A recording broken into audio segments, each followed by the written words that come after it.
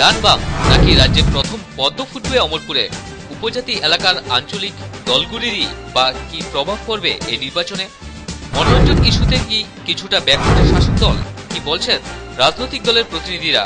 ৪২ অমরপুর বিধানসভা কেন্দ্রের উপনির্বাচনে প্রতি মুহূর্তের খবরের পাশাপাশি নির্বাচনী আড্ডা দেখতে প্রতিদিন চোখ রাখুন অমর বার্তার পর্দায়।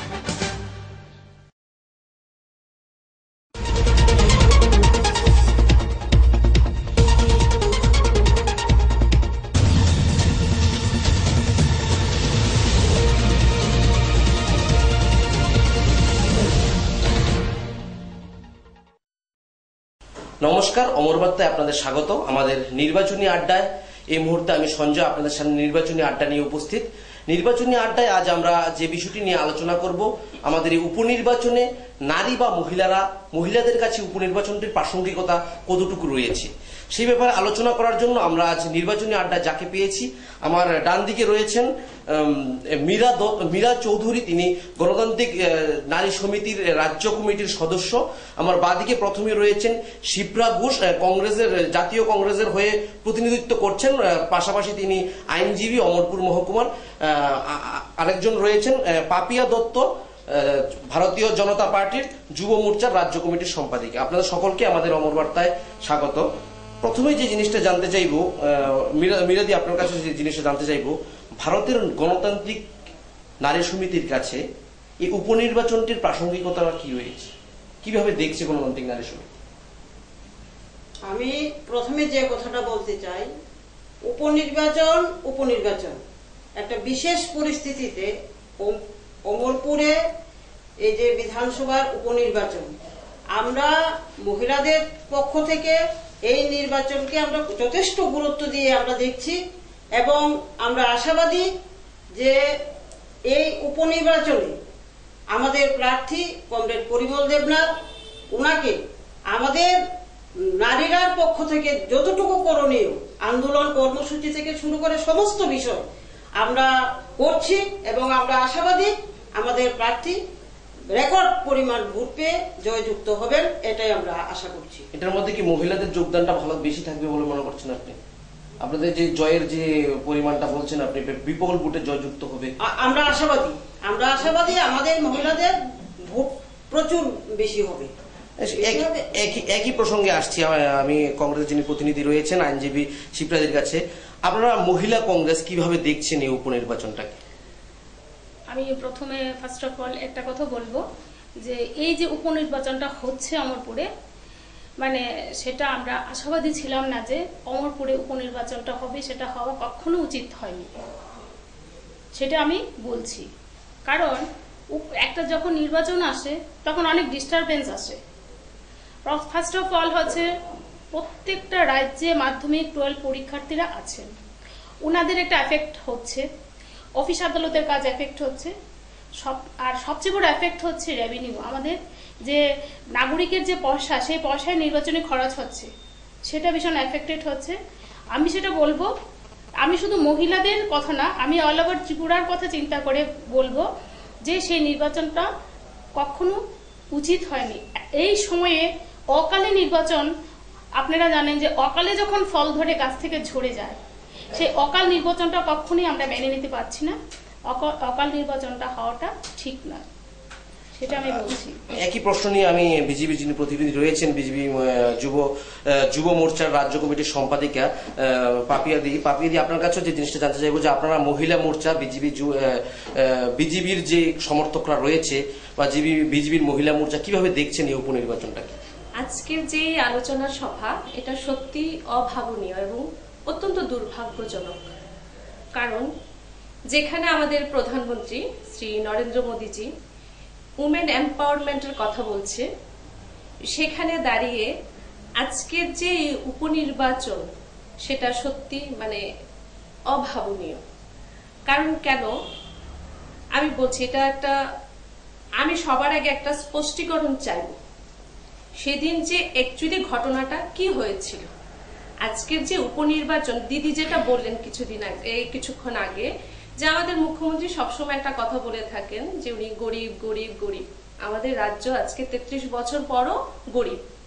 কোনো ধরনের কোনো আর্থ সামাজিক উন্নয়নই রাজ্যের মানুষের হয়নি। তারপরে এই নির্বাচন মানে কি একটা হাজার হাজার কোটি টাকার একটা খরচ হবে, সেটা এই যে দায়বদ্ধতা এটা কে নেবে? এবং এটা আগে আমরা একদম স্পষ্টীকরণ চাই ভারতীয় জনতা পার্টির পক্ষ থেকে, সেদিন ঘটনাটা কি হয়েছিল এবং এই অকাল নির্বাচন কিসের জন্য? সেদিন কি সত্যি কিছু হয়েছিল? কারণ যিনি এখন আছেন আপনাদের যে ভারতীয় যে বামফ্রন্টের যিনি পদপ্রার্থী মাননীয় পরিমল দেবনাথ, উনিও সেদিন সাংবাদিক সম্মেলন করে বলেছিলেন যে সেদিন আদৌ কিছু হয়নি। তারপরও উনি দাঁড়িয়েছেন নির্বাচনে।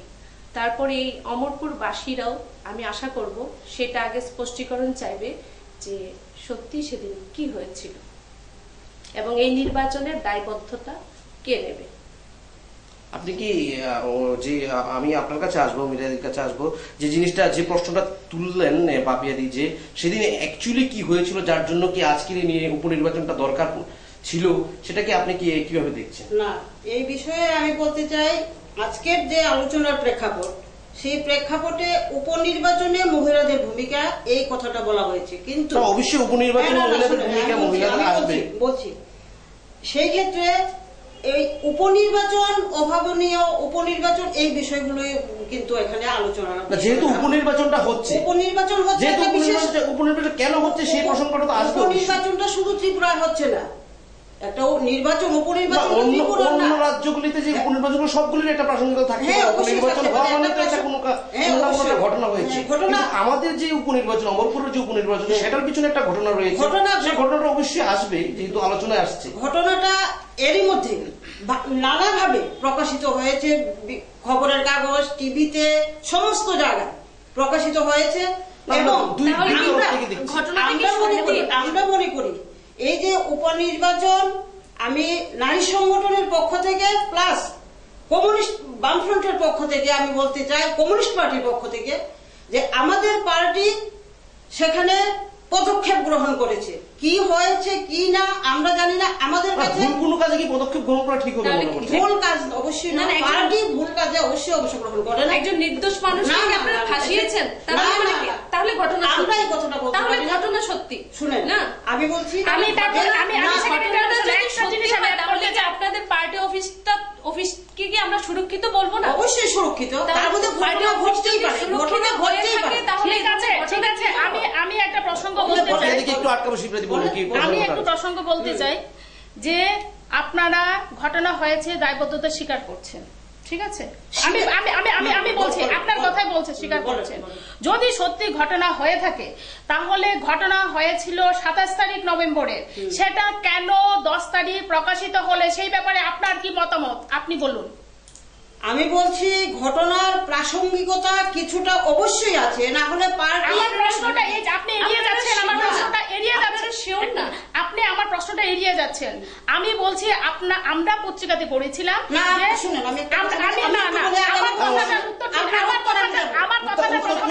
প্রশ্নটা একটু শুনে নিন, তারপরে উত্তর দিয়ে আমরা সবাইকে সময় দেবো। আমি আপনার কথাটা টেনেই বলছি, সেটা আমাদের কথা না, পত্রিকাতে আমাদের কথা উঠেনি, আপনাদের সাংবাদিক সেটা বলেছিল। আমি কি হয়েছে কিনা সেই প্রসঙ্গে আমি যাচ্ছি না। আপনি বলছেন যে আপনার পার্টি পদক্ষেপ নিয়েছে, ঘটনাটা হয়েছে পত্রিকার মাধ্যমে জানতে পারলাম 27 তারিখে ঘটনাটা হয়েছে নভেম্বরে, আপনারা সেটা 10 তারিখে কেন করলেন, সেটার কারণ কি সেটা আপনি বলুন। আমি এই বিষয়ে এখানে কোনো আলোচনা করতে আমি রাজি না। আমি কোনো অমরপুরবাসীরা আপনাদের কাছে জানতে চাইছে, অবশ্যই আমরা দিয়েছি আমাদের যে জবাব। 2013 সালের নির্বাচনে করণীয় কাজ সমস্তটাই 2013 সালের নির্বাচনে অমরপুরবাসীরা একজন প্রতিনিধিকে ভোটের মাধ্যমে নির্বাচিত করেছেন। ওরা এই অমরপুরবাসীরা 2013 সালের নির্বাচনে সারা রাজ্যের সঙ্গে একজন প্রতিনিধিকে নির্বাচিত করেছেন, করে বিধানসভায় পাঠিয়েছেন। বিভিন্ন ঘটনার উপনির্বাচন হয়, আপনি কিন্তু বলছেন না যে উনি কি সত্যি দোষী, সেদিন কি সত্যি কিছু হয়েছিল? কি মুশকিল, বারবার এক প্রশ্ন ঘুরিয়ে ঘুরিয়ে আনলে অমরপুরবাসীরা জানতে চাইছে যে সত্যি কি সবটাই জেনে গেছে। কি জানে? আপনি নিজে বলতে পারছেন না। যতটুকু ঘটনা আমি বলবো না, সত্যি কি হয়েছিল আমি সেদিন? তো এই বিষয়ে এর বেশি কিছু বলতে মিরাদি, পারবো না। নারী নির্যাতন একটা হাতিয়ার আপনাদের? মানুষকে ফাঁসানোর কি একটা হাতিয়ার নারী নির্যাতন? অসম্ভব, না, অসম্ভব। এরকম অনেক ঘটনা অসম্ভব। বামফ্রন্টের ইতিহাসে ত্রিপুরা রাজ্যে আছে, নারী নির্যাতন দিয়ে মানুষকে ফাঁসানো।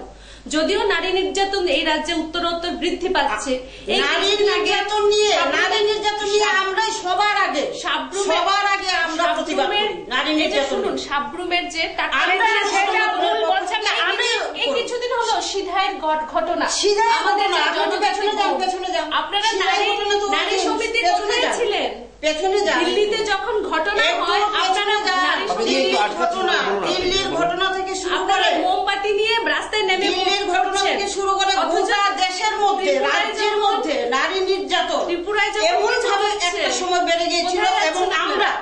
আমরা নারী সংগঠন আমরাই তার প্রতিবাদ, থাকেন? একমাত্র আমরাই প্রতিবাদ করি। একদমই না। বলবো ঘটনাগুলো বলবো, আমি ফেলে ফেলে বলা আপনাকে যাবে না। তথ্য দিচ্ছি। একটা মিরাদি, মিরাদি, আমি পত্রিকার কাটিং নিয়ে এসেছি, আপনাকে প্রমাণ দেওয়ার জন্য। আমি পত্রিকা, আমার কথা না, সেটা আমি প্রমাণ দিয়ে বলবো, সেটা আপনি ভুল বলছেন। আমি সেটা আপনি ভুল বলছেন, আমি প্রমাণ দিয়ে বলবো। শুনুন, আমি একটা বললে ভুল বলছেন। আমি একটা তথ্য দিচ্ছি। ন্যাশনাল ক্রাইম রিপোর্ট ব্যুরো 2014 সালে একটা তথ্য প্রকাশ করেছে যে এই রাজ্যে নারী নির্যাতন 88% হয়ে গেছে। 88% একমাত্র 2014 সালে গোটা দেশের মধ্যে 239 জন মেয়েকে আপনি গোটা দেশ বলে প্রথম আপনার ঘর গুছাবেন, তারপর বাইরে যাবেন। অবশ্যই আগে ঘর গুছাবেন, তারপর ওখানে যাবেন। আপনি ঘর গুছান। ঘর আমরা গুছাচ্ছি, ঘর আপনারা আমরা কিছু গুছাচ্ছি, হলে ঘর আমরা দিল্লি গুছাচ্ছি। কেন চলে যাচ্ছে নাকি? আমরাই ঘর গুছাই। আসছি, আমরা আপনাদের সবার কাছে আসছি। আপনারা- ওনাকে বলতে দিন, হ্যাঁ বলুন। আপনারা সেটা আমার কথা নয় কিন্তু। আপনি একটু সময় আপনারা চান। যারা বামফ্রন্টের বিরুদ্ধে আছেন, বিরোধী দল হিসাবে আপনাদের আমি বলবো সেই নারী নির্যাতন নিয়ে বা যে কোনো ঘটনা আপনাদের কিন্তু সঠিক যে কথাটা বলার আপনাদের কিন্তু নেই। আপনারা এখানে পত্রিকা কাটিং নিয়ে এসছেন, পত্রিকা কাটিং গোটা দেশে জানে, গোটা ত্রিপুরা রাজ্যের মানুষ জানে। হ্যাঁ, কাটিং না, জানে না, আমাদের। আমি আমার আমরা কথা কাটিং বলছি জানি না, আমি বলছি। এবং শুনেন, আমি বলছি আমি আপনাকে আপনাদের কথাই বলছি আমি। তার বিরুদ্ধে প্রতিবাদটা কিন্তু আমরাই করি গোটা রাজ্যের মধ্যে, গোটা দেশের মধ্যে প্রতিবাদ আমরাই সিমনায় যে করি। ঘটনা হয়েছে, সিমনায় যে- না, আমি এখানে সিমনার এই ঘটনা- যে জনজাতি বোনকে যে নৃশংসভাবে ওর উপর যে বর্বরচিত আক্রমণ হয়েছে, আপনারা কি পদক্ষেপ নিয়েছেন এই কিছুদিন হলো? এই যে সাবরুমের যে ঘটনা হলো কিছুদিন আগে, বিলোনিয়া আরে গোটা দেশের মানুষ জানে তো, গোটা রাজ্যের মানুষ জানে, আমরা কি পদক্ষেপ গ্রহণ করি? জানে? সেই কথাটা আমি বলছি। আমি মিরাদি, পেছনে যাবো, একটু পেছনে যাবো। পেছনে, মিরাদি, আমি পেছনে গিয়ে বলছি। পেছনে যাচ্ছি। মিরাদি, আমি পেছনে গিয়ে বলছি এই যে যে নারী নির্যাতন। 88 সাল মিরাদি, আমি বলছি। একটু আমার কথাটা শুনেন। আপনি ভাঙা ক্যাসেট বন্ধ করুন। না, আপনি আমার কথা শুনুন। ভাঙা ক্যাসেট বন্ধ করুন। আপনি আমার কথা শুনুন। আপনারা করছেন। মিরাদিকে আপনি আমার কথা শুনুন। একটা অনুরোধ করছি, শিবপ্রীতির কথাটা একটু আপনার কথা শুনবো এই আমরা। যে একটা প্রোগ্রামের মধ্যে আমাদের ত্রিপুরা রাজ্যের চেয়ারপারসন, মহিলা কমিশনের চেয়ারপারসন শ্রীমতী পূর্ণিমা দেবী বলেছেন নারী নির্যাতন থেকে ত্রিপুরা মুক্ত। তাহলে এই উপনির্বাচন হচ্ছে কেন, সেটার উত্তরটা আপনি দিন। নারী নির্যাতন মুক্ত করার চেষ্টা করছি আমরা। চেষ্টা না, হেডলাইনটা ছিল, পড়ে দেখুন আপনি। আপনি পড়ে দেখুন, আমি হেডলাইনটা হাইলাইট করে রেখেছি। আমি বলবো আচ্ছা, আমি ত্রিপুরা একটা রাজ্য কথা বলি, মুক্ত। দিদি আমি একটা কথা বলি। আপনি হ্যাঁ, বলতে দিন, বলেছিলেন ওনার বলতে দিন। উপনির্বাচনে মহিলাদের ভূমিকাটা নিয়ে আজকে আলোচনা হওয়া উচিত। অবশ্যই। আপনি বলেছেন একদম সঠিক, কিন্তু আমরা যখন সুরক্ষিত থাকব, আমরা নারীরা যখন সুরক্ষিত থাকব, তখনই তো আমরা কোনো কিছুতে একটা ভূমিকা পালন করতে পারবো। আগে তো আমাদের সুরক্ষার প্রশ্নটা আসে।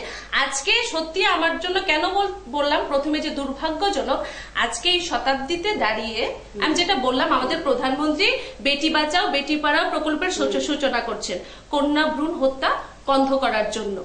ঠিক আছে, সুকন্যা সমৃদ্ধি যোজনার সূচনা করেছেন আমাদের যে প্রধানমন্ত্রী, মাননীয় প্রধানমন্ত্রী নরেন্দ্র ভাই মোদীজি যখন গুজরাটে মুখ্যমন্ত্রী ছিলেন। হাজার হাজার প্রকল্প রাজ্য সরকারের নিজস্ব আছে। আপনারা এক দুটো প্রকল্পের নাম বলুন তো মহিলাদের, যেটা রাজ্য সরকারের প্রকল্প। আমাদের মুখ্যমন্ত্রী প্রধানমন্ত্রী যখন গুজরাটে মুখ্যমন্ত্রী ছিলেন, উনি সূচনা করেছিলেন বেটি বাঁচাও বেটি পড়াও, তখনই শুরু করেছিলেন কন্যা কলাবতী যোজনা। কন্যা কলাবতী যোজনা নারীদের স্বাক্ষর করার জন্য, শিক্ষিত করার জন্য উনি সূচনা করেছিলেন কন্যা কলাবতী যোজনা। মাতৃবন্দনা যোজনা শিশু এবং মায়েদের সুরক্ষার জন্য সূচনা করেছিলেন। আপনাদের একটা নিজস্ব প্রকল্প। আপনার প্রশ্নটা পুরোপুরি ক্লিয়ার হয়ে গেছে, বলুন আপনি। আমার রাজ্যের বামফ্রন্ট সরকার সবাই গোটা দেশের মানুষ জানে এই বামফ্রন্ট সরকারকে কিভাবে সেখানে দাবিয়ে রাখা হচ্ছে কেন্দ্রীয় সরকারের পক্ষ থেকে। এই যে কি যোজনা বললেন, একটা বেটি বাঁচাও, এটা তো এগুলো কথার কথা। আমাদের রাজ্যে বামফ্রন্ট সরকার এই যে 18 বছরের শিশুদের মেয়েদের জন্য একটা পরিকল্পনা গ্রহণ করছেন, আমি এই মুহূর্তে নামটা বলতে পারছি না, আমার হাতের কাছে ভাবতে খারাপ লাগছে আপনি নামটা জানেন না। কন্যা সহায়ক প্রকল্প, কন্যা সহায়িকা প্রকল্প, তারপর বিধবা মহিলাদের জন্য কত শোনে সেটা কবে থেকে এফেক্ট কবে হয়েছে সেটা বলুন। বলবো, অবশ্যই বলবো। বিধবা মহিলাদের জন্য সেটা আগে ছিল, ডেজার্ট ওমেন পেনশন ছিল দিদি ভাই, ফ্ল্যাগশিপ প্রোগ্রাম অনেক আছে সেন্ট্রাল গভর্নমেন্টের। আপনি যেটা বলছেন আর কত নিজের নামে চালাবেন? আমরা আসছি সবাই কাছে একটু ক্ষমা চাইবো, মিরাদি একটু ক্ষমা চাইবো, একটু একটা মিনিট ক্ষমা চাইবো সবাইকে, একটু একটা মিনিট সবার কাছে ক্ষমা চাইবো। আমাদের সময় হয়েছে একটা ছোট্ট বিজ্ঞাপন বিরতির পরে আপনারা সবাই থাকবেন, আপনাদের সাথে আলোচনা আমাদের জারি থাকবে।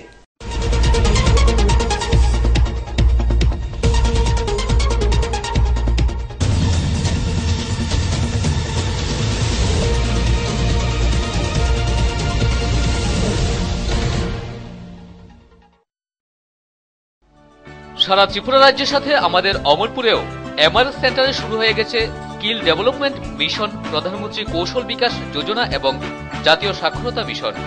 এই যোজনার অন্তর্গত কোর্সগুলি সম্পূর্ণ বিনামূল্যে প্রশিক্ষণ দেওয়া হচ্ছে। কোর্সগুলি হল রিটেলার কোর্স, সেলাই প্রশিক্ষণ, মোবাইল ফোন রিপেয়ারিং। উক্ত কোর্সগুলিতে প্রশিক্ষণ নিতে 18 থেকে 35 বছরের মাধ্যমিক উত্তীর্ণ বেকার যুবক যুবতীগণ অতি সত্বর যোগাযোগ করুন। যোগাযোগের ঠিকানা MRS sub branch, block Choumuni, Amarpur, Gomati, Tripura.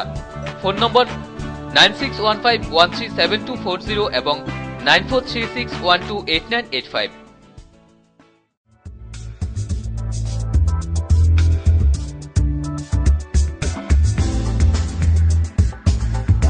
Amarpur মহকুমায় first class ইটের একমাত্র প্রতিষ্ঠান বামপুর ব্রিক্স ইন্ডাস্ট্রিজ। মহকুমার বামপুর এলাকায় অবস্থিত এই ইন্ডাস্ট্রিতে অত্যাধুনিক যন্ত্রপাতি এবং বহিরাজ্যের সুদক্ষ শ্রমিকদের দ্বারা অতি যত্ন সহকারে তৈরি হচ্ছে অমরপুরের সবচেয়ে মজবুত এবং ফার্স্ট ক্লাস ইট। পাগ মিলের তৈরি এই উন্নত মানের বিবিআই ইট মহকুমার প্রায় সকল নির্মাণ কাজে ব্যবহার হচ্ছে ব্যাপকভাবে। তাছাড়া এই বছরের নতুন ইট এসে গেছে আমাদের স্টকে। আগামী 15 জানুয়ারি পর্যন্ত প্রতি 1000 ইট ক্রয়ে পাবেন বিশেষ ছাড়। রাস্তাঘাট, ঘরবাড়ি সহ যে কোনো নির্মাণ কাজে পাগ মিলের তৈরি শক্তিশালী বিবিআই ইট সংগ্রহ করতে আজই যোগাযোগ করুন। বামপুর ব্রিক্স ইন্ডাস্ট্রিজ, প্রযত্নে সঞ্জয় রায় এবং সেলিম আহমেদ।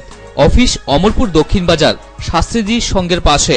ফোন নম্বর 9436472522 এবং 9436471893।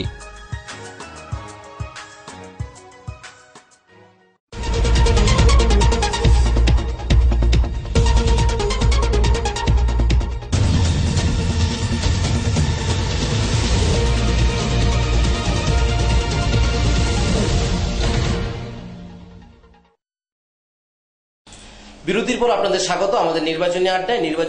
আজ আমরা যে বিষয়টি নিয়ে আলোচনা করছি, এই উপনির্বাচনে মহিলা বা নারীদের উপনির্বাচনের প্রাসঙ্গিকতা নিয়ে আমরা আলোচনা করছিলাম। তো যে জিনিসটা নিয়ে মিরাজি আপনার কাছে আসবো, এই গণতান্ত্রিক নারী সমিতির আসল কাজটা কি, যদি আপনি একটু দেখেন। গণতান্ত্রিক নারী সমিতি সংগঠন, আমাদের কাজ, আমাদের এই যে সমাজ ব্যবস্থা, এই সমাজ ব্যবস্থা পুরুষতান্ত্রিক সমাজ ব্যবস্থা বললে অনেক কথা বলতে হয়, পেছনের দিকে যেতে হয়। আমি এতটা যাচ্ছি না, সংক্ষেপে বলে দিন। আমি এতটা যাচ্ছি না। আমাদের এই সমাজ ব্যবস্থা, নারী স্বাধীনতা, নারী মুক্তি, এই যে স্লোগানগুলো আমাদের আছে এই সংগঠনের, নারী মুক্তি, নারীর সমান অধিকার এবং গণতান্ত্রিক ব্যবস্থা, এই যে স্লোগানগুলো নিয়ে আমরা নারী সংগঠন করছি। নারীদের এই সমাজের মধ্যে নারীরা, আমরা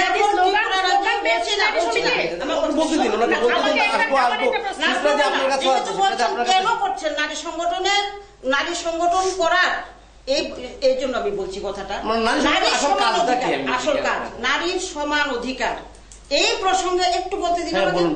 এই সমান অধিকার আমরা লক্ষ্য করছি, এই আমার ত্রিপুরা রাজ্যে বামফ্রন্ট সরকার আমাদের এই সমান অধিকার অনেকটা বাস্তবায়িত করেছে রাজ্যের বামফ্রন্ট সরকার, কিন্তু মূল যে কাজটা করার কথা কেন্দ্রীয় সরকার, আমরা 33% আসন সংরক্ষণের জন্য আমরা আন্দোলন করছি প্রতিনিয়ত। এই রাজ্যের গোটা দেশের আমরা সংগঠন আমরা করছি, কিন্তু কেন্দ্রীয় সরকার সেখানে আমরা লক্ষ্য করছি এই যে 33% আসন সংরক্ষণ, রাজ্যসভায় বিলটা পাশ হয়ে গেল 1993। তারপর আমরা লক্ষ্য করলাম যেখানে আইনটা রচিত হবে লোকসভায় সেই বিলটা বেশি করা হয় না, পাশ হবে দূরে থাক, সেখানে বিলটা তোলাই যাচ্ছে না। নারীদের অধিকার নেই, অধিকার দেবে না। এখন কত শতাংশ আছে সংরক্ষণ? 50% রিজার্ভেশন আমার ত্রিপুরা রাজ্যে গোটা দেশের মধ্যে 50% রিজার্ভেশন। সারা ভারতবর্ষে 50% রিজার্ভেশন হয়েছে, কিন্তু সেটা বাস্তবে নেই। আমার রাজ্যে না, বিল পাস হয়নি। আমরা 33% জন্য এখন লড়াই করছি। আমাদের প্রধানমন্ত্রী লোকসভায় যেখানে আইন রচিত হয় সেখানে মহিলাদের প্রতিনিধিত্ব বাড়ানোর জন্য সেই কাজটা আমরা দেখলাম। কেন্দ্রের সরকার কংগ্রেস ছিল দীর্ঘদিন, পরে বিজেপি সরকার, মাঝে ছিল সরকার, কিন্তু আমরা দেখলাম এই যে কংগ্রেস এবং বিজেপি এই সরকারগুলো আমরা দেখলাম আমাদের এই 33% আসন সংরক্ষণ করার জন্য কোনো ভূমিকা নেই। বিভিন্ন তালবাহানা করে এই বিলটাকে হিম করে পাঠানো হয়েছে। আমরা তার জন্য প্রতিবাদ করছি, আমরা লড়াই করছি প্রতিনিয়ত যে আমাদের যেখানে আইন রচিত হয় সেই জায়গায় নারীর প্রতিনিধিত্ব বাড়াতে হবে। আপনি যে সমান অধিকার, আমি যে কথাটা বলছি, আপনার কথা নিয়ে শিপ্রাদির কাছে আসবো। শিপ্রাদি কি বলবেন? মিরাদিকে বলছি, আপনি যে বললেন যে নারীদের সমান অধিকার, সেটা কি আপনারা তো নতুন করে তৈরি করেন না? আমাদের সংবিধানে 14 নং ধারায় সেখানে বলা আছে সমস্ত শ্রেণীর যারা আমরা শিশু, বৃদ্ধ, বালক মানে পুরুষ ছাড়া আমাদের সংবিধানে সব নাগরিকদের সমান অধিকার। দ্বিতীয়তে আমি আসছি, আমাদের সংবিধানে 15(3)তে লেখা আছে যে সেখানে শিশু এবং নারীদের জন্য বিশেষ ব্যবস্থা না। সংবিধান তো মানছেন না আপনারা। আমাকে মুখে বললে হবে না। সংবিধানে যা আছে। আপনার জন্য একটা প্রশ্ন রাখছি যে আমরা যে মানছি না, সেন্ট্রালে যেই গভর্নমেন্ট থাকে সেটা মানছি না, সেটা আপনি প্রমাণ সহকারে আমাকে দেখান, তাহলে আপনি আপনার কথাটা আমি বিশ্বাস করবো। তর্কের জন্য তর্ক করবেন না, তর্কের জন্য তর্ক করবেন না। 33% বললাম না, বলছি আমি যে বললাম 33% হচ্ছে না, কেন্দ্র সরকার কেন বলছে না? আপনারা তো কোনোদিন সেটা নিয়ে কোনোদিন আমরা কেন্দ্র করছে 50% হয়েছে, আপনি খবর নিয়ে দেখুন। অসম্ভব। কি বলবেন? আপনাকে একটু আটকাচ্ছি, আপনি কি বলবেন বলুন এই ব্যাপারে। আপনাদের তো একবার বন্ধু সরকার ছিল কেন্দ্রে, UPA 1, তখন আপনারা কেন কিছু পাশ করাতে পারলেন? অনেক কিছু পাশ হয়ে গেছে। আমার মনে হয় ফর ইউর কাইন্ড ইনফরমেশন, এখন 50% রিজার্ভেশন বিল অলরেডি পাস হয়ে গেছে। আর আপনারা সম অধিকারের কথা বলছেন, তো আপনারা তো মানুষকে অধিকারহীন বানিয়ে ফেলেছেন। আপনারা চেয়েছিলেন একটা শ্রেণীহীন সমাজ, কিন্তু আপনারা এখন সমাজহীন শ্রেণী বানিয়ে ফেলেছেন। এই রাজ্যে শুনুন, রিজার্ভেশন তো অনেক পরে আসছে। এখানে প্রথম আমি এখানে একটা ইন্টারাকশন বললাম না, একটু এদিকে বলতে দিন, তারপর আসছে। শতাব্দীতে দাঁড়িয়েও প্রথম আসবো ওনাকে বলতে দিন, তারপর আসবো। আমাদের যেখানে অন্ন, বস্ত্র, বাসস্থান এবং সুরক্ষা, এগুলি নিয়ে আজকে আমাদের কথা বলতে হচ্ছে। 33 বছর বামফ্রন্টের শাসনের পর তার থেকে দুর্ভাগ্যজনক আর কি হতে পারে? আপনি সারা রাজ্যে নারীদের 5টা মৌলিক অধিকার, স্বাধীনতার স্লোগান বাস্তবায়িত হয়নি। কারণটা কার জন্য হয়নি?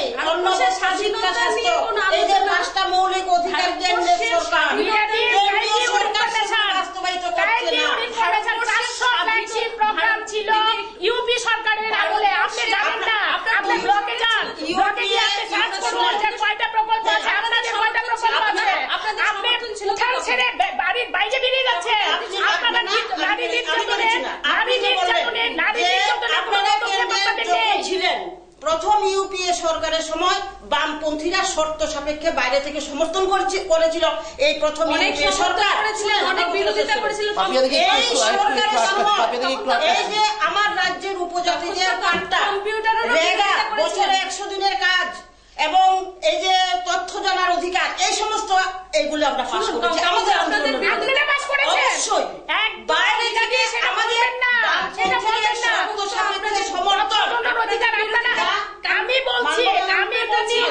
শিপ্রাদিকে একটু আটকাতে, শিপ্রাদিকে আমি বলছি আপনাদের যে কলকাতার আমাদের এখানে অ্যাডভোকেট জেনারেল ছিলেন বিকাশ ভট্টাচার্য মহাশয়, উনি আমাদের লিগেলের একটা প্রোগ্রামে এসেছিলেন, আমাদের অমরপুর টাউন হলে প্রোগ্রামটা এসেছিল।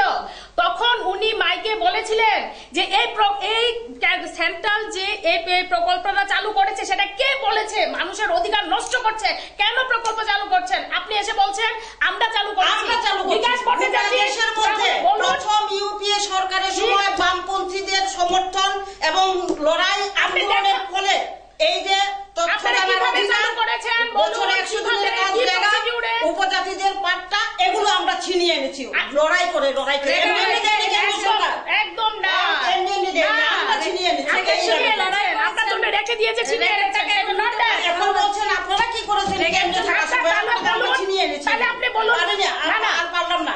কারণ এই যে কেন্দ্রীয় সরকার, এই যে পুঁজিবাদী সমাজ, পুঁজিবাদী ব্যবস্থা, এই যে সাম্রাজ্যবাদী শক্তির যে একটা শোষণ, তার বিরুদ্ধে আমরা অবশ্যই সাম্রাজ্যবাদী বলবো। চীন কি বাদী?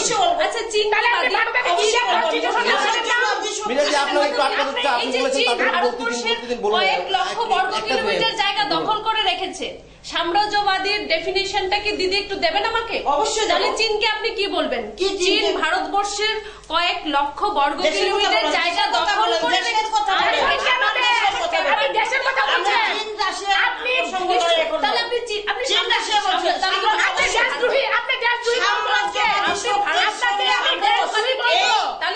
বিজেপি সরকার কাকে বলতে চাইছেন? চীন বলুন, চীন কি বাদী? চীন তাহলে সাম্রাজ্যবাদী শক্তির সঙ্গে আপোষ করে এই নরেন্দ্র মোদী সরকার। নির্বাচনের আগে দেওয়া প্রতিশ্রুতি, কয়বার বিদেশ ভ্রমণ করেছেন নরেন্দ্র মোদী? বিদেশ ভ্রমণ থেকে কয়বার বিদেশ? 24 মাসে 38 বার। দেশের মানুষের জন্য কি চিন্তা করবে? দেশের মানুষ আমাদের আসলে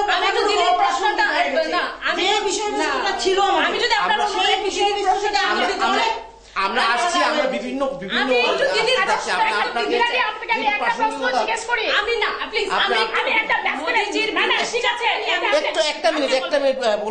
আমি বলছি আপনি তাহলে আমাদের যে ভারতের সংবিধানটা সেটা মানেন না। আমরা মানি, আপনি মানেন কি মানেন না? কেন আমি বলবো সংবিধান আপনারা মানেন না? ভারতবর্ষের সংবিধান আপনারা মানেন, সেটা আরেকটা কথা। যদি না মানেন তাহলে আপনি এই যে আপনি বলেন ভারতবর্ষ সাম্রাজ্যবাদী, আমি একটা কথা বলছি, আপনি ভারতবর্ষ সাম্রাজ্যবাদী, আপনি এখন হত্যাকর্তা সাম্রাজ্যবাদী শক্তির সঙ্গে আপোষ করে।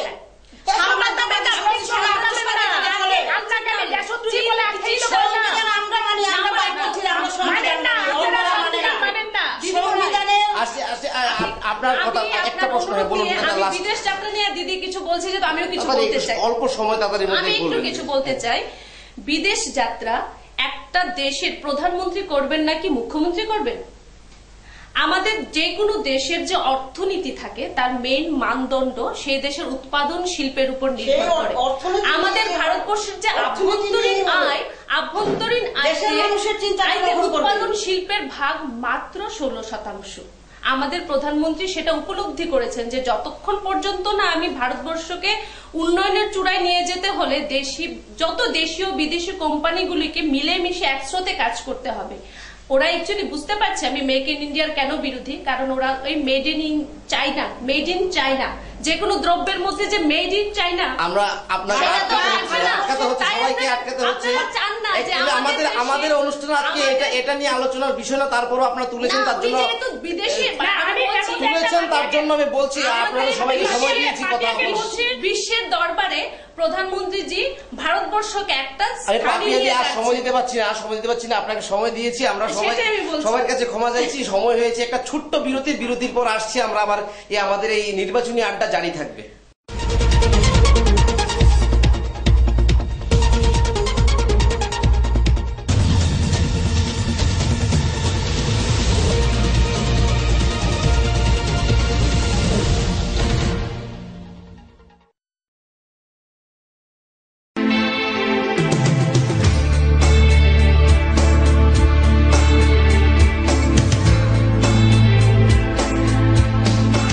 উন্নত প্রযুক্তি সম্পন্ন ফার্স্ট ক্লাস ইটের একমাত্র নির্ভরযোগ্য প্রতিষ্ঠান দুর্গা ব্রিক্স ইন্ডাস্ট্রিজ। অমরপুর ডালাকস্থিত এই ইন্ডাস্ট্রিজে অত্যাধিক নিপুণ হাতে সুদক্ষ শ্রমিকের দ্বারা মহকুমার সবচেয়ে ভালো কোয়ালিটির ইট তৈরি করা হয়। সবকিছু বারবার, ঘরবাড়ি একবার। বাড়িঘর, রাস্তাঘাট সহ যে কোনো নির্মাণ কাজে পাগ মিলের তৈরি এই মজবুত ইট ব্যবহার করতে পারেন নিশ্চিন্তে। এছাড়া এখানে ড্রজার এবং ট্রিপার ভাড়া পাওয়া যায় সুলভ মূল্যে।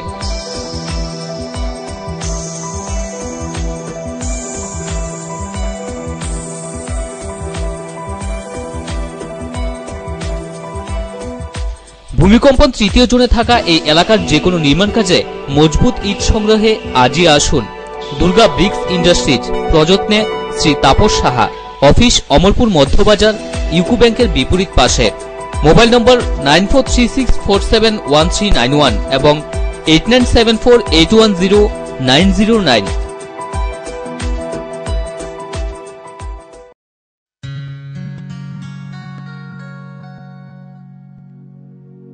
তোমার ছোঁয়াতে আমার পিপাসার শেষের শুরু জলপান জলপান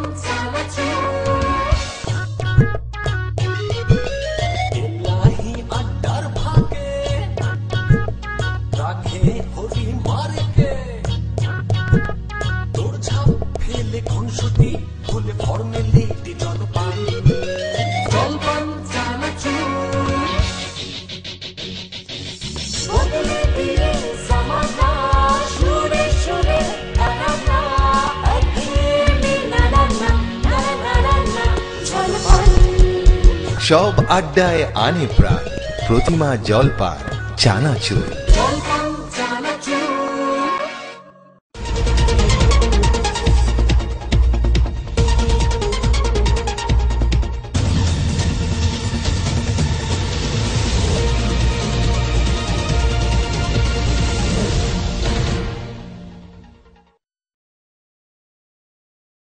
স্বাগত বিরতির পর আপনাদের আমাদের নির্বাচনী আড্ডায় আমরা আজ যে প্রসঙ্গটা নিয়ে কথা বলছি, এই উপনির্বাচন মহিলা বা নারীদের কাছে কতটুকু প্রাসঙ্গিকতা রয়েছে এই ব্যাপারে আলোচনা করতে প্রথমে আমরা যে জিনিসটা আমি পাপিয়াদির একটু উত্তরটা দিয়ে নিই। আচ্ছা বলুন, তারপরে আমরা আসছি মিলাদির কাছে। বলুন। পাপিয়াদি বলল যে আমাদের রপ্তানি আমদানি কি কি বললো, সেটার জন্য নরেন্দ্র মোদী বাইরে যাচ্ছেন। দেশের মধ্যে না অপ্রাসঙ্গিক না, ছোট্ট সম্পর্কে বলছি যে উনি যখন যাচ্ছেন একদম ফ্লাইট ভর্তি করে যাচ্ছেন, আসছেন, সেটা কার টাকা?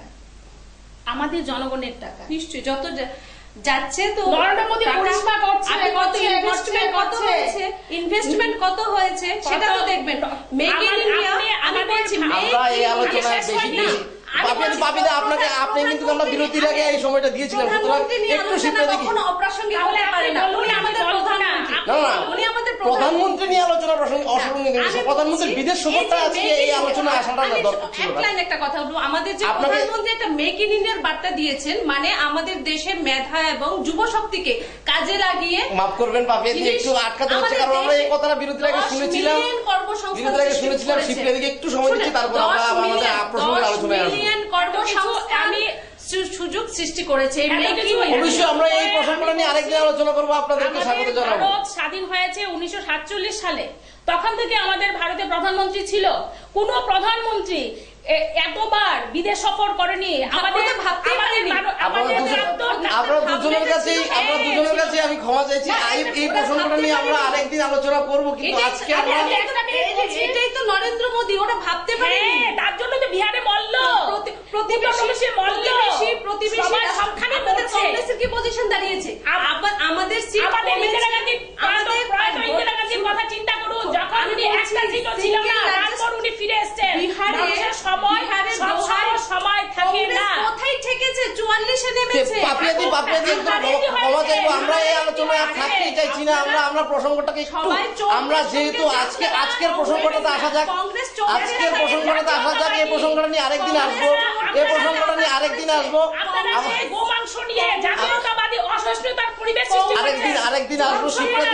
শিবপ্রিয়াদি পাপিয়াদি আপনাদের দুজনের কাছে সময় চাইছি। না আরেকদিন আপনার অসুস্থতা নিয়ে সময় দেবো, আপনাকে সময় দেবো। ভারতবর্ষে 3বার অসহিষ্ণুতা তৈরি হয়েছে। ছিল, তখন কংগ্রেস কোথায় ছিল? সময় দেব বললাম তো, অস্বস্তিতে নিয়ে আপনাকে সময় দেব। আমরা এখন যে প্রসঙ্গটাতে আছি সেই প্রসঙ্গটাকে পরিবেশ তৈরি করেনি। 1947 সালে এবার আপনি দেখুন, প্রধানমন্ত্রী বিদেশ সফরে গিয়ে বলতে হচ্ছে প্রধানমন্ত্রী। আমাদের দর্শকরা কিন্তু আজকের এই টক শো থেকে নারীদের সংক্রান্ত কথা শোনার জন্য অপেক্ষা করছে। আপনাদের তাই একটু অনুরোধ করব, একটু থাকুন। আমরা অন্য প্রসঙ্গে আরেকদিন আসবো, আমরা আলোচনায় আসবো। মিরাদির কাছে যে প্রশ্নটা আসবো, আপনারা নারী সংগঠন বলছেন, আপনারা সবসময় নারীদের জন্য কাজ করছেন, কিন্তু এবং পাশাপাশি যেটা হচ্ছে যে আজকের এই উপনির্বাচনটা মনোরঞ্জনের কাণ্ডের জন্য হচ্ছে, এবং এই মনোরঞ্জন বাবু দোষী দেখেই ওনাকে দল থেকে বহিষ্কার করেছে, এবং যার জন্য আজকের এই ঘটনা। তাহলে আমরা যদি দেখি যে মনোরঞ্জন কাণ্ড প্রকাশ হওয়ার পর আপনারা যে নিগৃহীতা, যে শিশুকন্যাটি, ওই শিশুকন্যাটির পাশে কিন্তু শিশুমকার নারী সমিতিকে দেখা যায়নি, উল্টো আপনাদের কিছু কিছু নেত্রীকে দেখা গেছে মনোরঞ্জন বাবুর পাশে। এই ব্যাপারটাকে আপনি কিভাবে দেখছেন? এই বিষয়ে আমি কিছু বলবো না, নো কমেন্টস। তাহলে আমি বলছি, আমি এই সম্পর্কে বলছি। স্পষ্টীকরণ দিতে পারছেন না আপনারা? মানুষ কিসের উপর ভিত্তি করে আপনাদের ভোট দেবে? আপনারা আপনি কিছু বলতে পারছেন না? মানুষ আপনাদের কেন ভোট দেবে? আমি কিসের জন্য ভোট দেবে? আজ কেন? কিসের জন্য? কিসের জন্য? দেখবেন রাজ্যে কি আছে? না কি আছে বলুন? শিক্ষা নেই, স্বাস্থ্য নেই, স্বাস্থ্য নেই, সুরক্ষা নেই, নারী সুরক্ষা নেই। দেখুন মিরাদি, আমি সেটা প্রতিবাদ করছি। আমি একটা মিনিট বলছি। আমি বলছি আপনাকে সময় দেবো, আমি একটু বলার। না একটা মিনিট দিচ্ছি। মিরাদি বলছে যে ওই ব্যাপারে উনি কোনো কমেন্ট করবেন না, এবং উনি আরো বলেছেন যে 16 তারিখ দেখবেন। আপনারা সবসময় ধমকি শুনে কথা বলেন। একটু আগে আপনি বললেন নারী স্লোগান করছি আমরা, নারী বাঁচাও নারী। তাহলে কেন সেদিন 27 তারিখ আপনারা কোথায় ছিলেন? আমরা ছিলাম আমাদের জায়গায়। আপনাদের কোনো পারফরমেন্স কি আছে? নেই। তারপর আজকে পর্যন্ত শিশুকন্যাটির পাশে থাকা দরকার ছিল আপনাদের। আমরা ছিলাম, আমরা যে জায়গায় থাকার দরকার বলে মনে করেছি সেই জায়গাতে আমরা ছিলাম। অমরপুর মহকুমার আপনাদের নারী নেত্রী কিছু কিন্তু আমাদের এই সংবাদ মাধ্যমে বিবৃতি দিয়েছিলেন যে মনোরঞ্জন বাবু চক্রান্তের শিকার। দেখেন, একটা আমি বলেছি আমরা করেছি, আমরা কংগ্রেস করেছি। বিভিন্ন কর্নার থেকে উনি কেন সেই ব্যাপারে সাইলেন্স থাকবে? উনি কেন সেই ব্যাপারে আমি নারী আন্দোলন করব এবং নারীদের সম্পর্কে এখন আলোচনা হচ্ছে, উনি এখানে সাইলেন্স থাকছেন? তাহলে কি? তাহলে গণতান্ত্রিক নারী সমিতি যে আছে বামফ্রন্টের, সেটা কি সমাজের উন্নতির জন্য না নারীদের ধ্বংস করার জন্য? সেটাই তো আমি বুঝতে পারছি না। কারণ 27 তারিখ ঘটনা হয়েছে, আপনারা নিশ্চুপ। আপনারা জানেন আপনারা কেন নিশ্চুপ ছিলেন? 27 তারিখ ঘটনা, 28 তারিখ অনেক কথা হয়ে গেছে। আমি ঘটনার কথা বলছি না, নারী সমিতির কি ভূমিকা ছিল সেখানে আমরা করেছি। আপনারা করেননি। কংগ্রেস মহিলা প্রেসিডেন্ট আগরতলা শহরে শুনে আপনারা করেননি। একটা ইস্যু পেয়েছে, একটা ইস্যু নিয়ে ওই ইস্যুটা নিয়ে বিভিন্ন রকম অকালে নির্বাচন কিছু বলবো না। অকালে নির্বাচন হতেই পারে, শুধু ত্রিপুরাতে হচ্ছে নাকি? অকালে নির্বাচন স্বাধীনতা নেই কি? অবশ্যই আমাদের সংবিধানে রাইট আছে, কথা বলার অধিকার আছে। আপনারা তো ধমকি শুনে কথা বলছেন, যা করেছি সেটা ঠিক না। আপনি বলুন আপনাদের কি ভূমিকা ছিল? আপনাদের কোনো ভূমিকা নেই। আমি ধমকি শুনে কোনো কথা বলছি না। দেখবেন আপনারা, দেখবেন 16 তারিখে দেখবেন।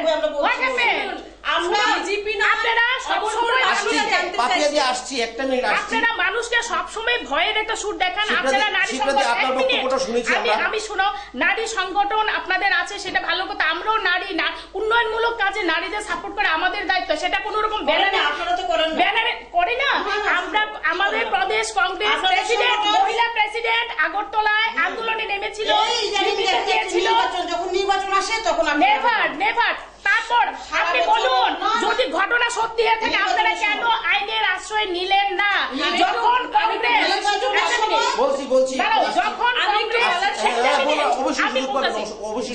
কংগ্রেস বিধানসভায় চাপাচাপি করলো কতদিন পর, তখন বিধানসভায়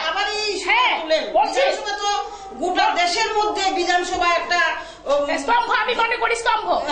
আমার কথাটা উত্তর দিন, আমার কথাটা শুনুন, আমার কথাটা শুনুন। আমি বলছি যে বিধানসভায় চাপাচাপি করার পর আমাদের মুখ্যমন্ত্রী বলবো, যেহেতু ত্রিপুরার উনি ডিজিকে ফোন করেছেন, সঙ্গে সঙ্গে উনি অ্যারেস্ট। এতদিন কি হয়েছিল, কংগ্রেস চাপাচাপি করার পর সেটা একটা কাজে এসেছে, ওরাকে অ্যারেস্ট করেছে, সেই সম্পর্কে আপনার কি মতামত আপনি বলুন। না না, কেন বলবো এই কথাটা? এটা তো কেন বলবেন? নারী সমিতি, আপনার নারী সমিতি একটা শিশু, মিরাদি আপনাকে একটু আটকাচ্ছি, শিপ্রাদি আপনাকে আটকাচ্ছি। আচ্ছা মিরাদি আপনাকে একটু আটকাচ্ছি, শিপ্রাদি আপনার বলুন এই ব্যাপারে আপনি কি বলবেন বলুন। আমার একটা কথা আমি বলছি, এত কিছু ঘটে গেল, এই যে নারী নির্যাতন বছরের পর বছর ত্রিপুরায় হচ্ছে, এই যে সিমনা কিছুদিন আগে হলো, আমাদের সত্যি অবাক লাগে। আমাদের মাননীয় মুখ্যমন্ত্রী নারী সুরক্ষা নিয়ে একদম উনি চুপ থাকেন, মুখে উনি কুলু পেটে রেখেছেন। একটা মুখ্যমন্ত্রী কখনো নারীদের পক্ষে বা নারীদের সুরক্ষা নিয়ে আমাদের মাননীয় মুখ্যমন্ত্রী কখনো কোনো স্টেটমেন্ট দিয়েছে বলে আপনাদের কাছে কোনো রেকর্ড আছে? না, নেই। কারণ নারীদের কোনো সম্মান বামফ্রন্টের কাছে নেই। আপনি কিভাবে দেখছেন? না, এটা তো মানাই যায় না, এটা মানা যাবে না, এটা তো কথার কথা। এটা আমাদের মুখ্যমন্ত্রী যিনি সব ব্যাপারে কথা বলেন, ওনাকে কখনো নারীদের সুরক্ষা নিয়ে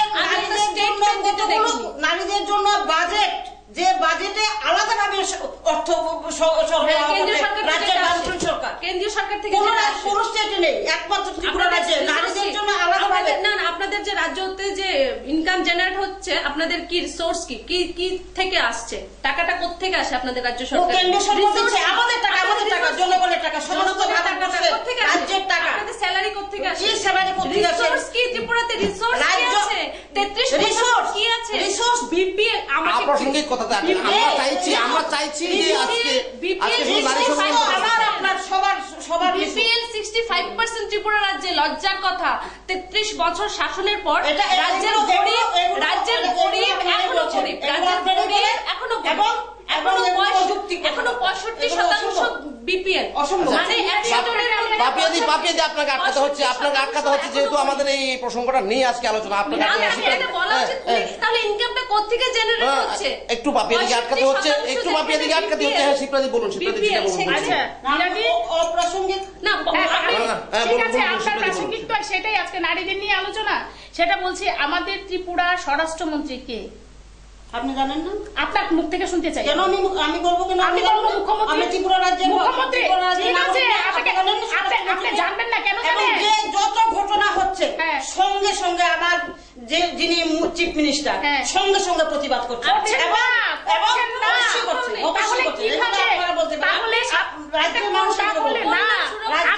আমি বলছি আপনাকে জানুয়ারি মাসে শুধু বলছি, আমি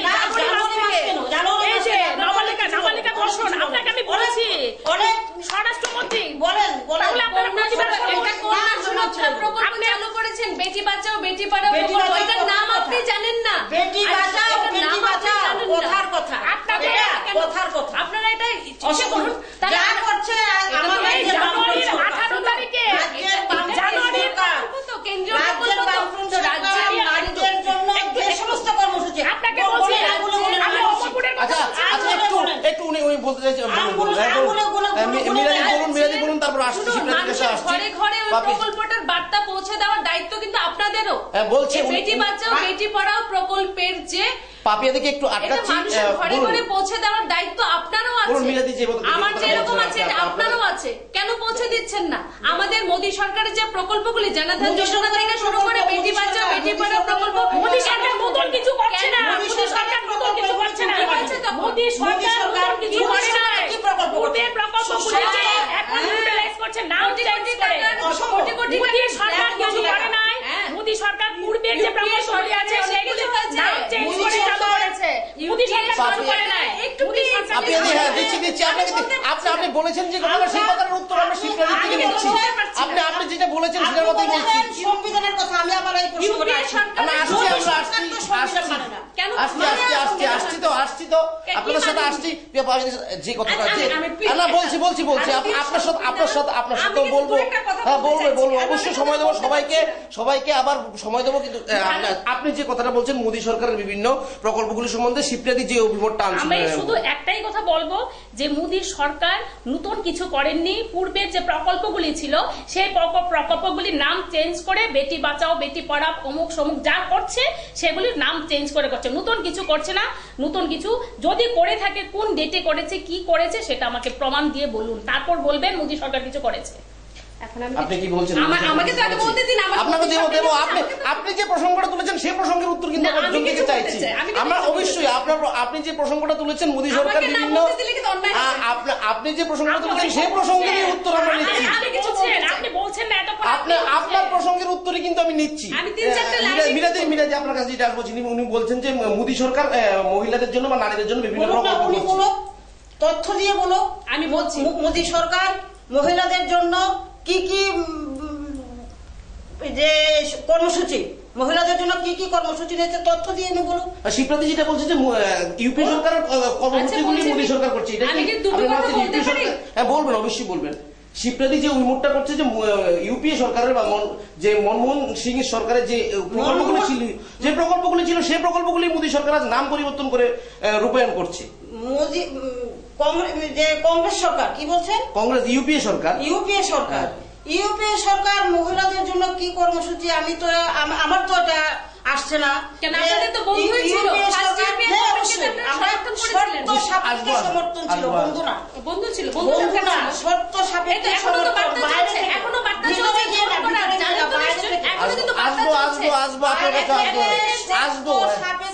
কংগ্রেসের যে এতদিনের একটা প্রণয় প্রীতি ছিল এখন কিন্তু এটা বৈবাহিক সূত্রে আবদ্ধ হতে চলছে। আপনি যে কথাটা বলছেন এটা সবাই মানুষ জানে, ত্রিপুরাবাসী জানে। সিপিএম কংগ্রেস যে জোট বাঁধতে চলেছে একদম ওপেনলি। সবাইকে আপনি চান একটা মিনিট সময় দিন। এই জিনিসটা আমি বলছি সেটা অবজেকশন। আপনি বলুন ভারতবর্ষে কোন রাজ্যে সিপিএম এর সঙ্গে কংগ্রেস জোট বেঁধেছে? কোন রাজ্যে আপনি বলুন? কেন্দ্রে ছিল না কোনোদিন, তারা বাইরে থেকে বলেছে, সেটা বলবেন না। বিজেপির সঙ্গে কংগ্রেস কোনোদিন জোট বাঁধেনি। বিজেপি অসহিষ্ণু ভাব মনোভাব জোট বেঁধেছে বলে আমি জোটের প্রসঙ্গ যাচ্ছি না। সবার সামনে সবাই কাছে ক্ষমা চাইছি। আমাদের সময় হয়েছে একটা ছোট্ট বিজ্ঞাপন বিরতি সময় হয়েছে। বিজ্ঞাপন বিরতির পর আমাদের এই নির্বাচনী আড্ডা আবার জারি থাকবে।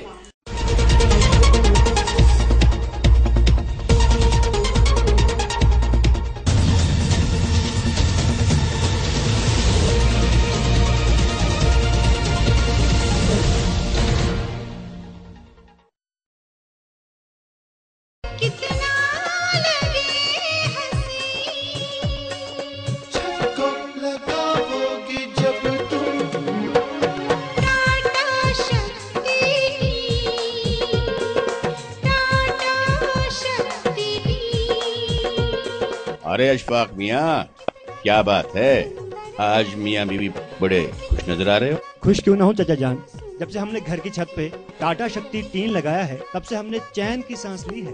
अब न छत से पानी टपकने का डर और ना ही बर्फ का कोई खौफ। टाटा शक्ति टीन लगवाने की सलाह भी तो आपने ही दी थी। टाटा शक्ति टीन को वर्ल्ड क्लास तकनीकी सलाहियतों को बरकार लाते हुए बनाया गया है। टाटा शक्ति टीन हिंदुस्तान में सबसे ज्यादा बिकने वाला टीन है। कोई यूं ही टाटा शक्ति टीन लगवाने की सलाह नहीं देता। অনুমোদিত dealer Kalika hardware, Amarpur Madhyabazar, Amarpur Gomati, Tripura. Phone করুন 9436185224 এই নম্বরে। বালু চিপস ইট সুলভ মূল্যে সংগ্রহ করতে এবং কেরিং করতে অতি সত্বর যোগাযোগ করুন আমাদের সাথে। সরকারি বেসরকারি যে কোনো নির্মাণ কাজে প্রয়োজনীয় বিভিন্ন কোয়ালিটির বালু এবং চিপস সরবরাহ করা হয়ে থাকে সুলভ মূল্যে। এছাড়া ইট বালু চিপস সহ যে কোনো জিনিস কেরিং এর সুব্যবস্থা রয়েছে। যোগাযোগের ঠিকানা শিবন মিয়া এবং Mithan Saha, Kanthalbagan town, Shankarpalli, Amarpur, Gomati, Tripura. Phone number 7085387285, 7085782876 এবং 7085583859।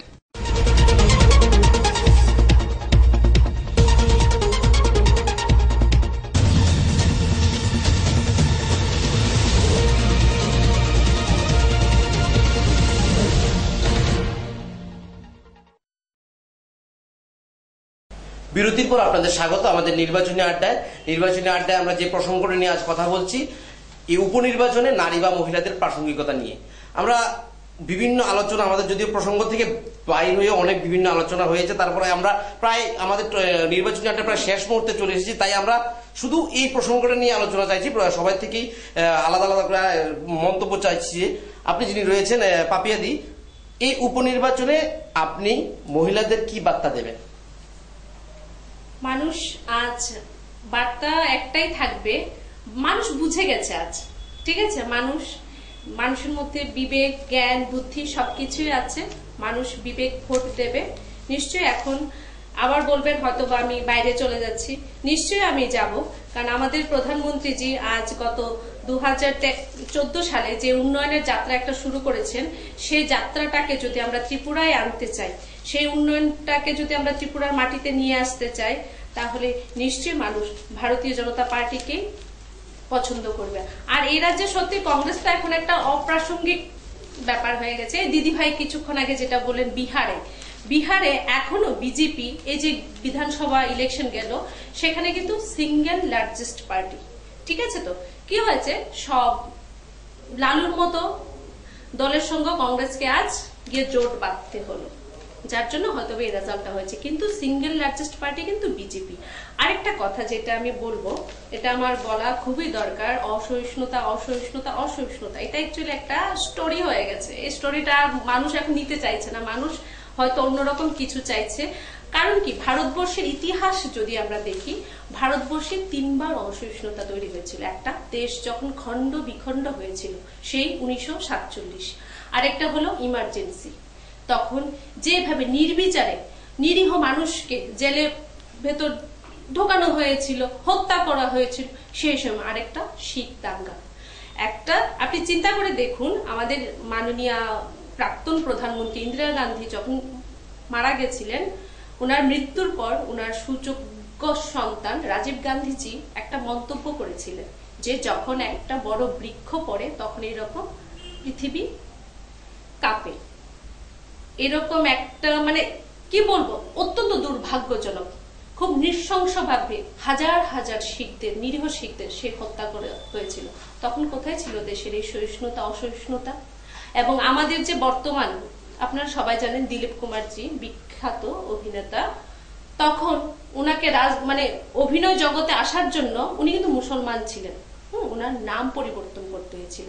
এবং আমাদের এই ভারতীয় জনতা পার্টির মধ্যে শাহনওয়াজ হুসেন, মুক্তার আকবর নাকবির মতো অনেক বড় বড় মুসলমান লিডার আছেন। এবং এমনকি আমাদের এই অমরপুর যে নগর পঞ্চায়েত ইলেকশন গেছে, সেখানেও কিন্তু আমাদের অনেক মুসলমান ভাই বোনদের ক্যান্ডিডেট করা হয়েছে। আপনাকে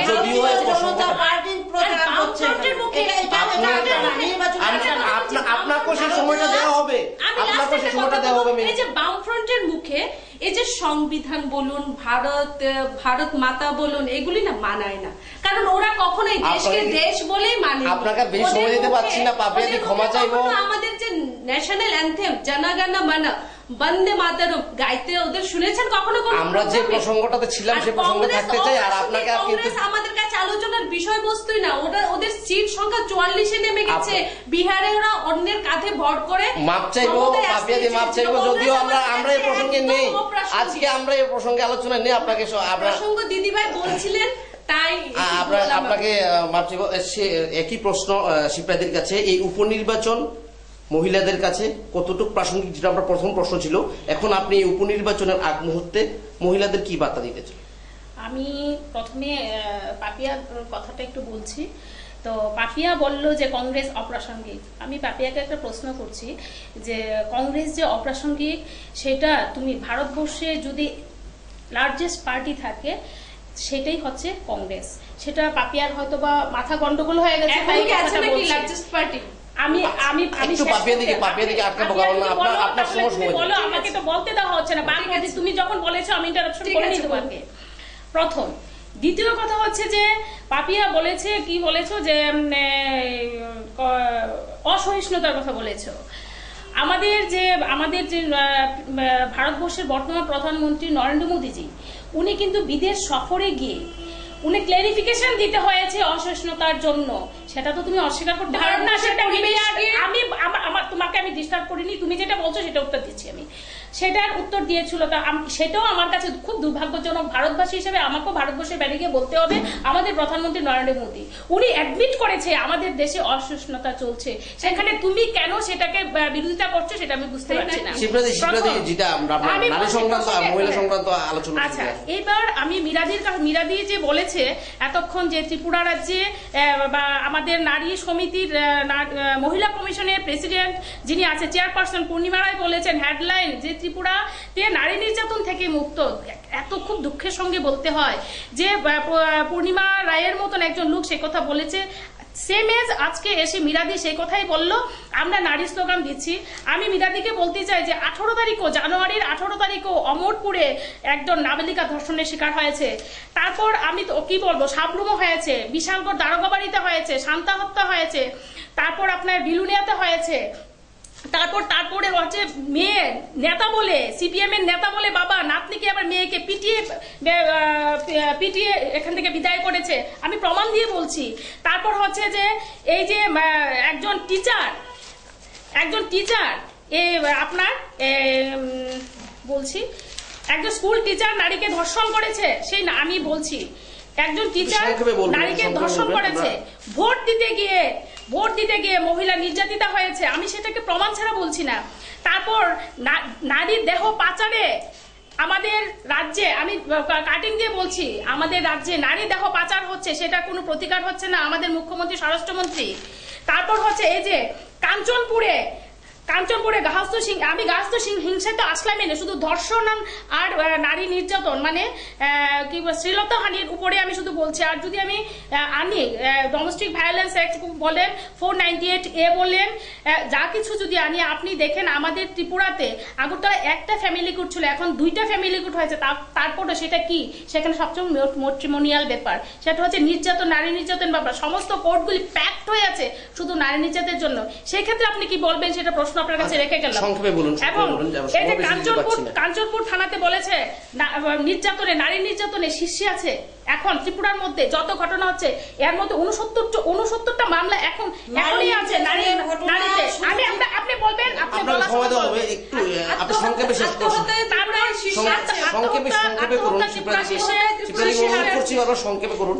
শীর্ষে আছে।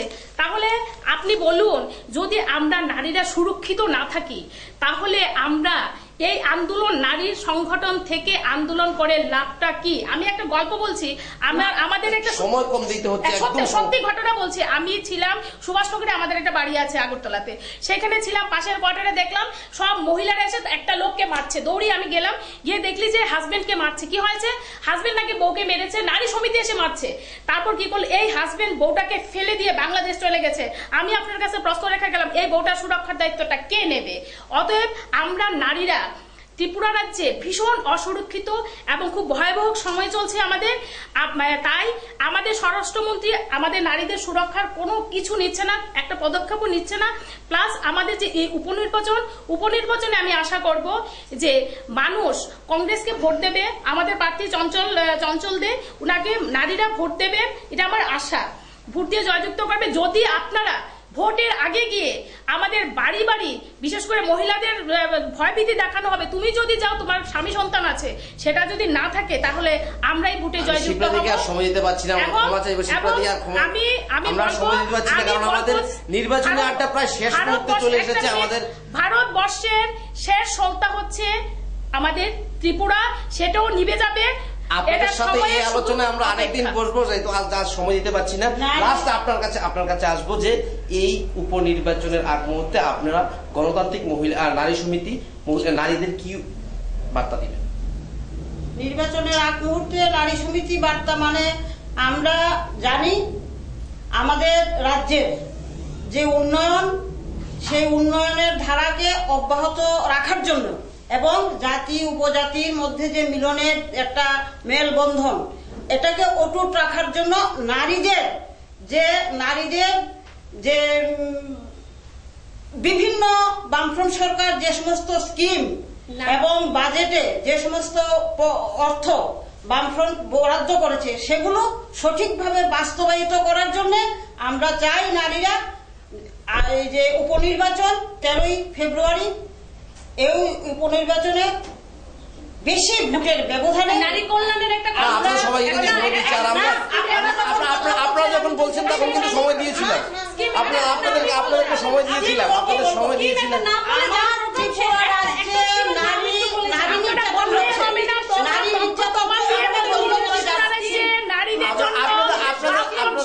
আর সময় দিতে পারছি না আপনাদের সকলকে অসংখ্য ধন্যবাদ। আপনারা একটা কথা বলবো না, আমার বাকি আছে নারী নির্যাতনের যে ঘটনা, টুকটাক ঘটনা ত্রিপুরা রাজ্যে হয়, শুনেন আপনাদের সময় দেওয়ার জন্য বলতে দিন, ওনাকে বলতে দিন, ওনাকে বলতে দিন। এবং বিচারের ব্যবস্থা করে রাজ্যের বাম সরকার, ত্রিপুরা সরকার মানুষকে মানসিকভাবে বিচারের ব্যবস্থা আমরা সবার কাছে আমরা সবার কাছে আমরা ক্ষমা চাইছি। আমরা আজকের নির্বাচনী আড্ডা আর এগিয়ে নিয়ে যেতে পারছি না, আমরা এগিয়ে নিয়ে যেতে পারছি না, যেহেতু আমাদের কাছে সময়ের খুব অভাব। সময়ের জন্য আমরা নির্বাচনী আড্ডা এখানে আর এগিয়ে নিয়ে যেতে পারছি না। যারা আজ আমাদের সাথে উপস্থিত হয়েছেন সকলকে অসংখ্য ধন্যবাদ।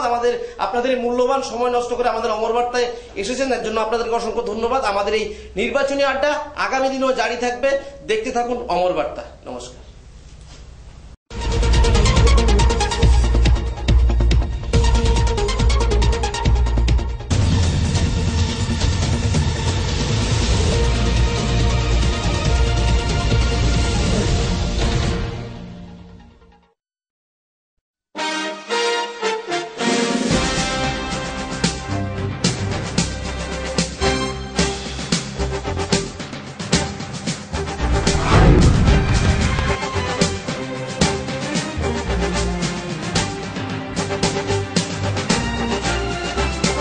ডান বাম নাকি রাজ্যের প্রথম পদ্ম ফুটবে অমরপুরে?